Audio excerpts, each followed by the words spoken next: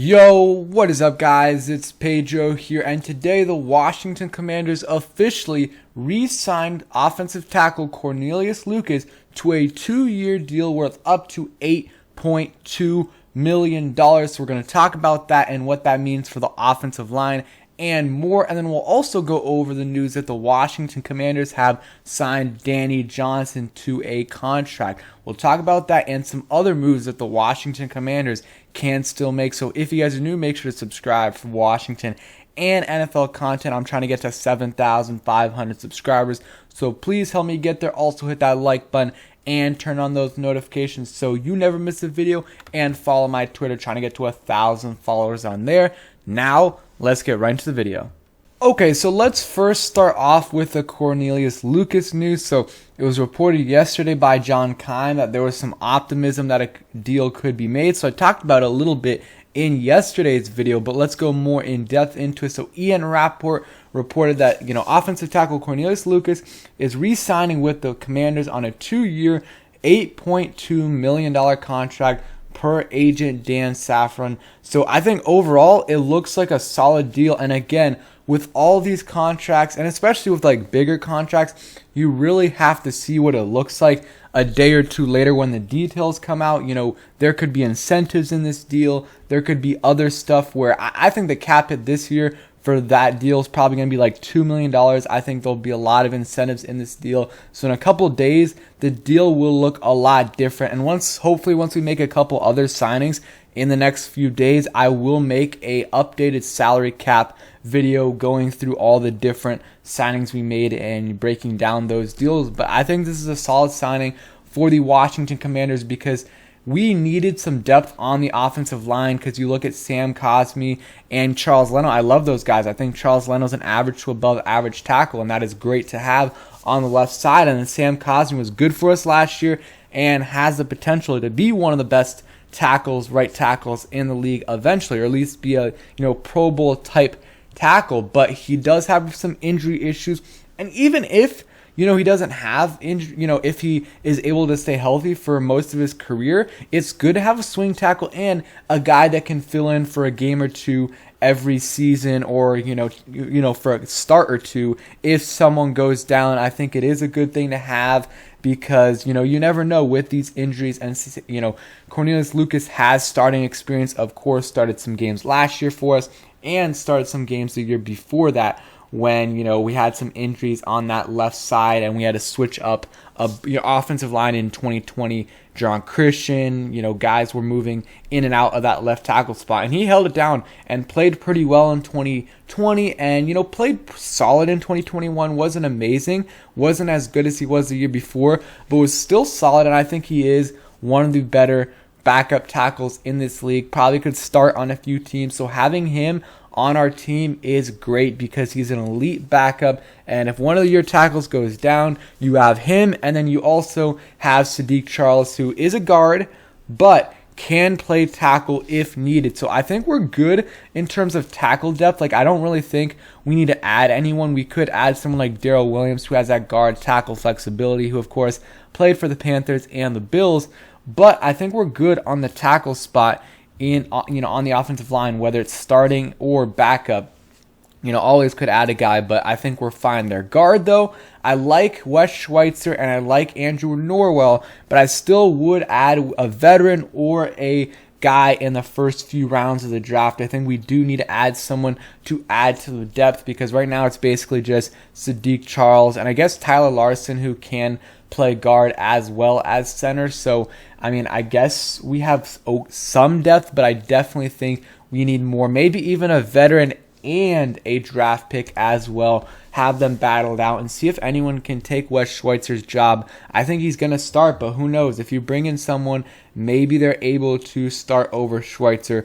We will see. If you look at Cornelius Lucas' stats last year, had a solid grade on PFF. Again, gotta take PFF with a grain of salt, but had a 75.2 grade on PFF, had 587 snaps, allowed 3 sacks and had 1 penalty. So okay numbers there in terms of the sacks allowed, because again, he wasn't a starter. He started a few games, but, especially when Sam Cosmi was out, but it's not like he was playing every game, because if he played every game and had 3 sacks and 1 penalty, that would be very, very good right there, but he didn't. But still, though, very good tackle to have on in case you need to, have him fill in for someone as a starter and even as a swing tackle, and sometimes in, obvious run situations, he usually gets on there because he's a big body. He's 6'8", I believe, 300. Let me see.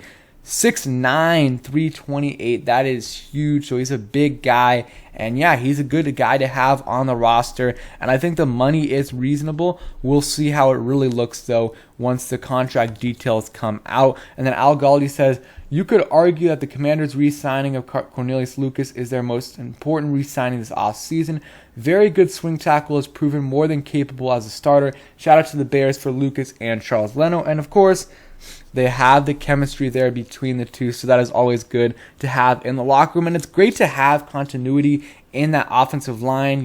They start a little slow in the first couple games because, again, a lot of new players on the offensive line. And there will be some new players, but Charles Leno, who is going to be our starting left tackle, he was here. Andrew Norwell was not, but again, he played under Ron Rivera, played, under John Matsko, so he knows the system, he knows the coaching staff. He might take him a little bit, a little time to gel with the rest of the offensive line, but he'll know the system, so it'll take him less time. Chase Roulier, if he's going to be back likely, he obviously started here before. Wes Schweitzer, same thing. He's been here for 2 years now, and then Sam Cosmi as well, and then your backup Sadiq Charles and Cornelius Lucas. That is good. They're bringing back everyone except for Brandon Sheriff, of course, and Eric Flowers, but I think this is going to be a really good group, or a good group this year, as long as they can stay healthy. But I still think they should add another guy or so. So now, and you can see this right here with Sam Cosmi missing 8 games last year,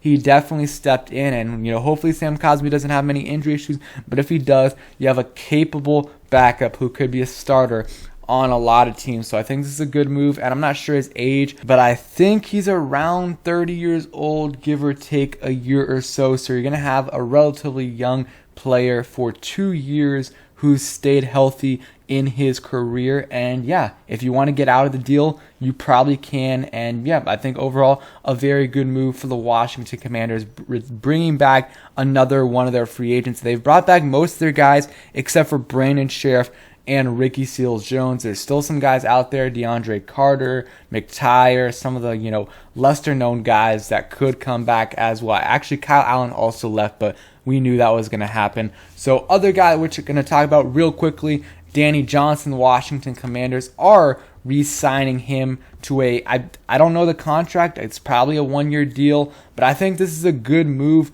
for the Washington Commanders. Was a solid backup last year. Sometimes I think he started a game or two, solid in the slot. You don't want him starting, but he's a good depth piece to have. He's a guy that will be competing for a roster spot this year. He's not guaranteed a roster spot. If we draft a guy or sign another guy, as that slot kind of guy, he could not make the roster, but he definitely has a shot. He made it last year. He's a possible asset on special teams. He was a kick returner before for us, so he definitely brings different things to the table.